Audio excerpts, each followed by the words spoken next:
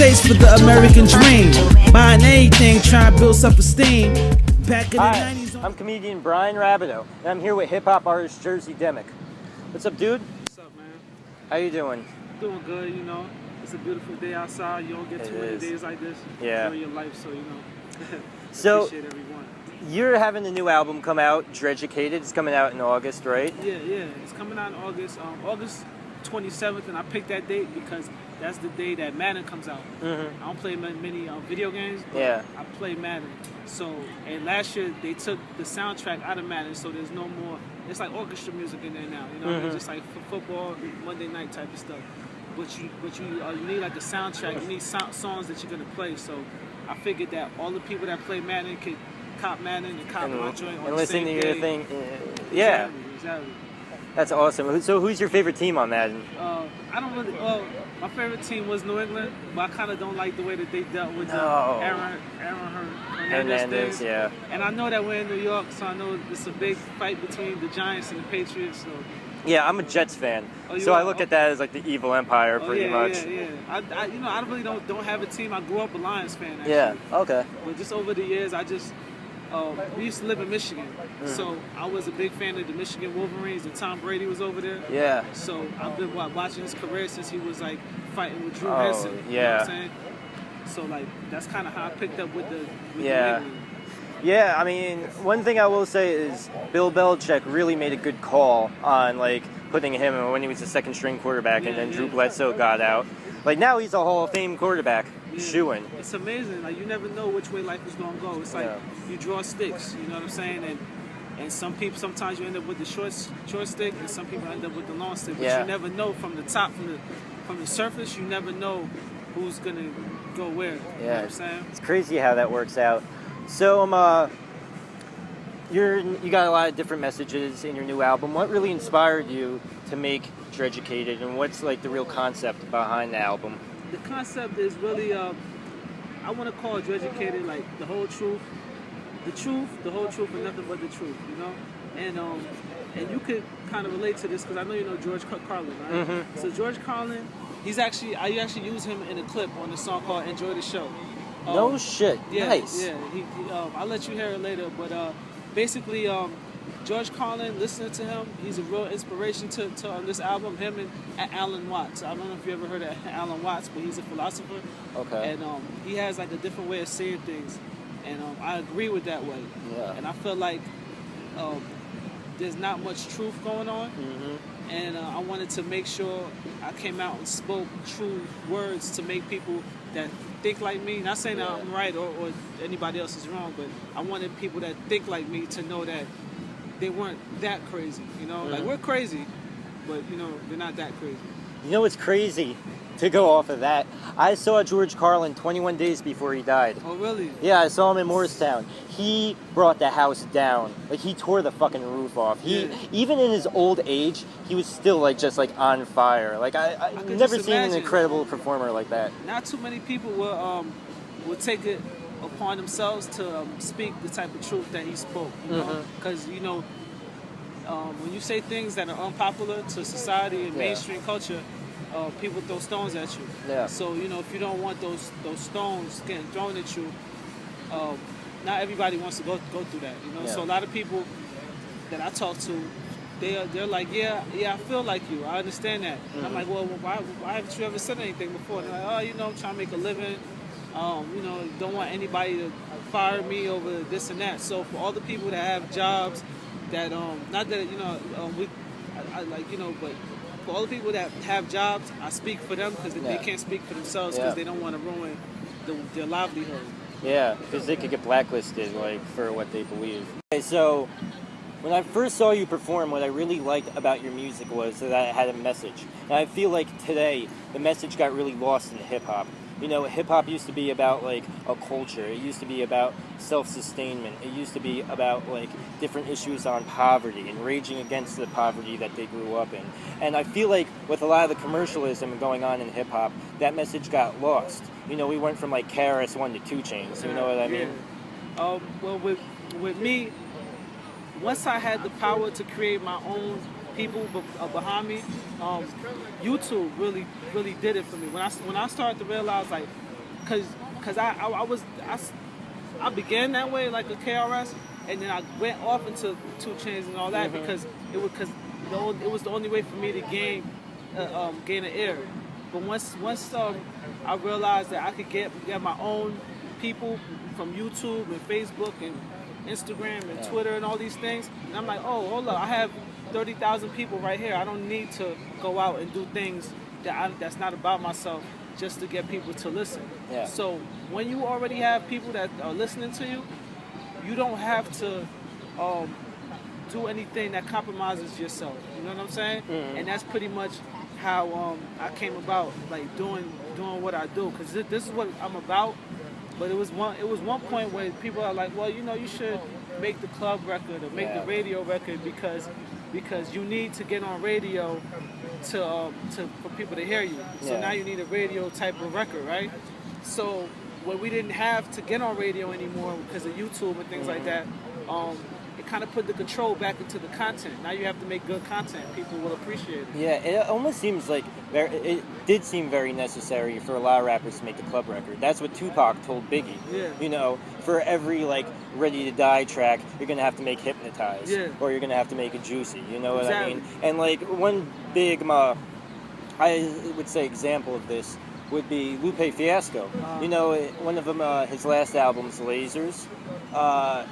He's a very socially conscious rapper, but he had a lot of albums that sounded like a track that you would hear in the club that you would dance to. So it's interesting that you decided to veer off with social networking to get your message out. Yeah, because I don't need to get played in the club to get heard, and I don't need to get played on radio to get heard.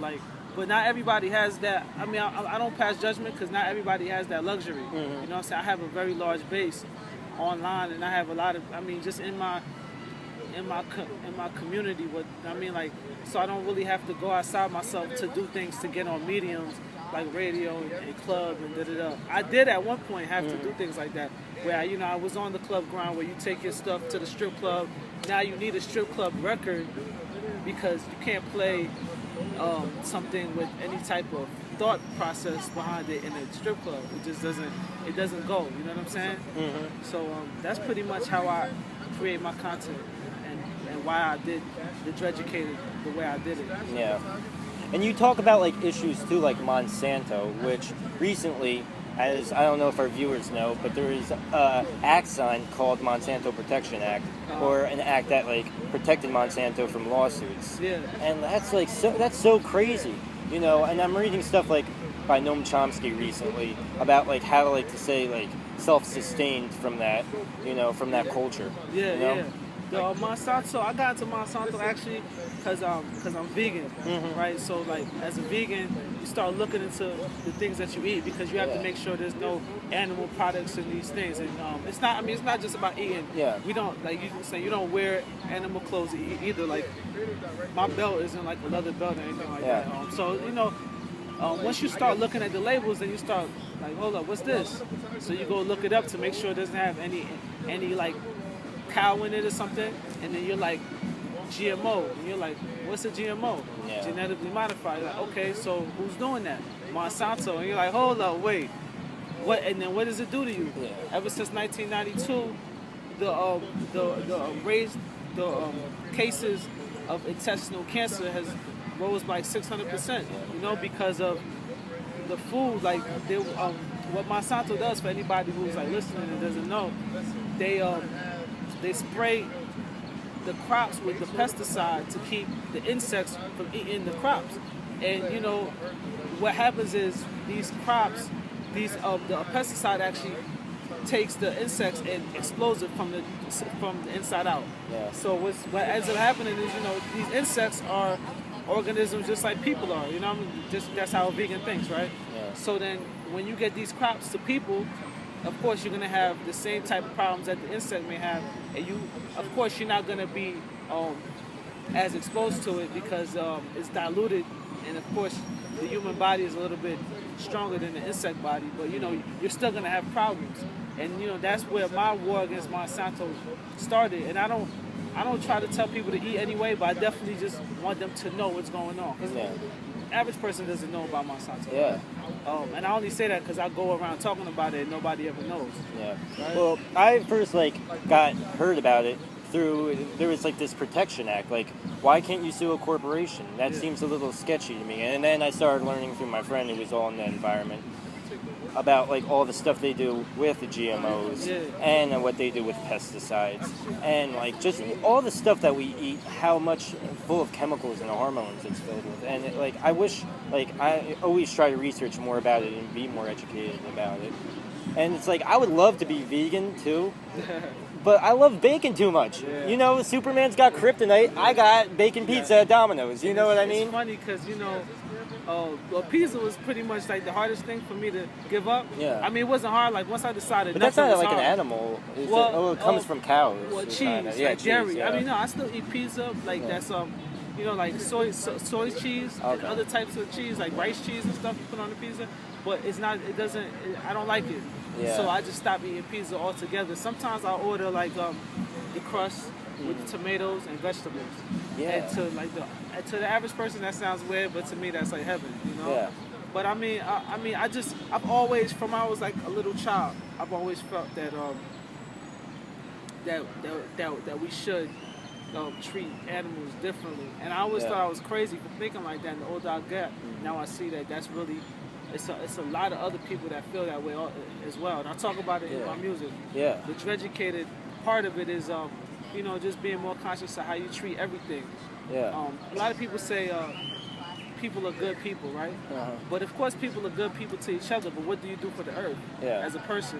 What do you do for the other organisms that live on the planet Earth? It's not just about being nice to the next person. Yeah. It's what are you doing for the entire environment in general? I completely agree. I would love to treat animals with respect and everything. I'm serious. I really would love to do that. And you know what I always think about? There's a scene, not to bring up the Avatar. The James Cameron Avatar. I mean, not the best movie. A lot of people says it's just a knockoff of Pocahontas with CGI. I liked it too, but there was one really good part where she killed this creature because the guy was walking around. The invader was walking around, and she had to protect him. And he was like, well, thanks for killing that creature. I forget what the creature was, but she said, thanks for killing that creature for me. And she said, no, this isn't okay. That creature didn't have to die.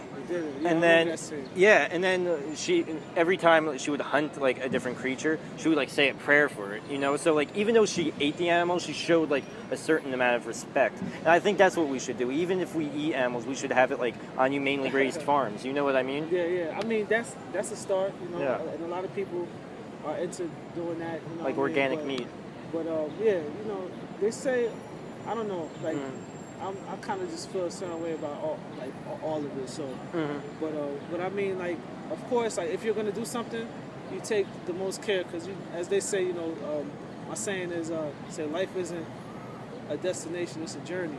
So it's not about being perfect and saving every animal. You just try to do as much as you can for whoever you can. I mean, the weight of the world is a lot to bear. It's heavy. So you can only do so much as each person. But I do remember that scene, and that's pretty much how we should be. A lot of people think it's funny. They go out there hunting and doing all these things. I mean, to each his own. I don't knock people because I'm not saying I'm right, and I'm not saying they're wrong. Yeah. Well, that about wraps it up. Anything you want to say to your fans? I just want to let everybody know that follows the Dreducated hashtags on Instagram. Everybody that has a wristband that's wearing it every day. I definitely appreciate that. I definitely appreciate you for coming out here and for everybody else. My man Tim behind the camera, Casey. Kill people who kill people, but at the end of the song, same people who kill people say killing people is wrong. Kill people who kill people, but at the end of the song, same people who kill people say killing people is wrong.